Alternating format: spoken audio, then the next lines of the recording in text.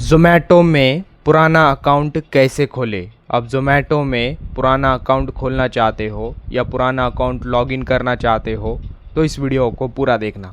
इसके लिए आपको मोबाइल होम स्क्रीन पर आना है एंड अपने मोबाइल से पुराना ज़ोमैटो ऐप डिलीट करना है। हाँ, आपको पुराने ज़ोमैटो ऐप को डिलीट करना है। देन डिलीट करने के बाद प्ले स्टोर ओपन करना है एंड फिर से ज़ोमैटो डाउनलोड करना है। देन डाउनलोड करने के बाद ज़ोमैटो ऐप ओपन करना है। देन कुछ इस तरह का इंटरफेस दिखाई देगा। यहाँ पर enter phone number option show होगा।